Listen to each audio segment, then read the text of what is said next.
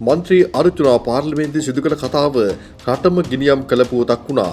රජය හොර රහසෙම වරායෙන් නිදහස් කළ බහලුම් 300 ගණනක තිබුණේ දෙමළ ඩයස්පෝරාව හරහා තායිලන්තයේ සිට එවන ලද අවියායුධ බවයි. මෙය බරපතල ප්‍රකාශයක්. 30 වසරක් තිස්සේ සිංහල දෙමළ අපි හැමෝම පීඩාවට පත් කළ ත්‍රස්තවාදය ඒවක දේශපාලන නායකත්වය හා ත්‍රිවිධ හමුදාව එක්ව නැත්තරම නැති කළා. ඒත් ලංකා භූමිය තුල ත්‍රස්තවාදය පරාජයට පත් කළත් ලෝකයේ පුරා විහිදුණු දෙමළ ඩයස්පෝරාව ඊළාම් රාජ්‍යක සිහිනය අමතක කළේ නැහැ. වරින් වර විවිධ රටවල උත්සව සම්මන්ත්‍රණ පවත්වමින් ලංකාව තුල ඊළාම් රාජ්‍යයක් බිහි කිරීමට අවශ්‍ය පසුබිම නිර්මාණය කරගනිමින් ඉන්නවා.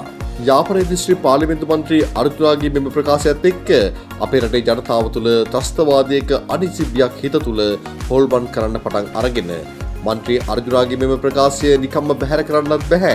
මොකද රටම දන්නවා වරායෙන් කන්ටේනර් 300කට වඩා කිසිදු පරීක්ෂා කිරීමකින් තොරව මුදා හැරි බව.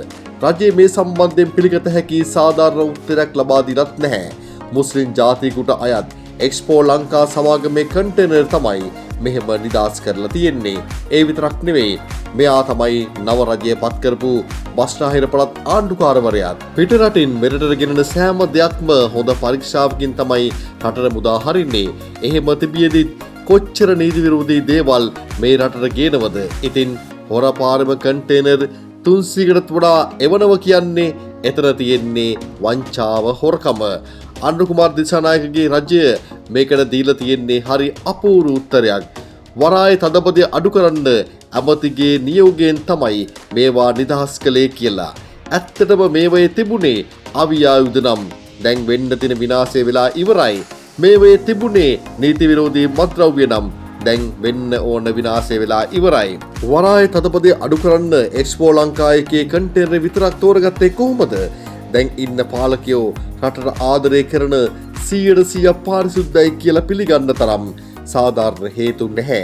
රටේ සුළුතර ජනපති පන්තියට අවශ්‍ය විදියට කටයුතු කරන පොඩි මිනිහෙගේම බඩට කෙලින පාලනයක් තමයි මෙයාලත් අරගෙන යන්නේ. ඉතින් මේ වගේ තොරතුරු අරගෙන අපේ channel එකත් subscribe කරලා අපිත් එක්ක රැඳී ඉන්න කියලා බොහොම ආදරෙන් මතක් කරනවා. ඒ වගේම like කරන්න, comment කරන්න, share කරන්නත් අමතක කරන්න එපා.